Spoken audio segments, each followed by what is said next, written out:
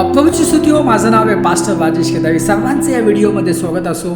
येशू ख्रिस्त आपल्या व आपल्या फॅमिलीला आशीर्वादित करू आणि सुरक्षित ठेवू. प्रियांनो, संदेश खूप महत्त्वाचा आहे. या संदेशामध्ये आपण बघणार आहोत की येशू ख्रिस्ताच्या जन्माच्या 40 दिवसानंतर काय झालं, ख्रिसमसच्या 40 दिवसानंतर काय झालं आणि का आवश्यक आहे की बायबलमध्ये ज्या भविष्यवाणी दिल्या गेलेल्या आहेत, का त्यावर विश्वास करणं आवश्यक आहे.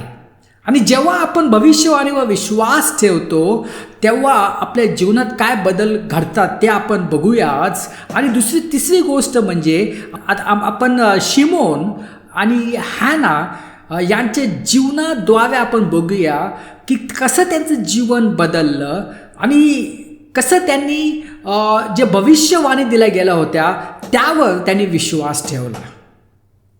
हा संदेश खूप महत्त्वपूर्ण संदेश आहे, कारण पुष्कळ ख्रिस्ती लोक भविष्यवाणीवर विश्वास ठेवत नाही आहे.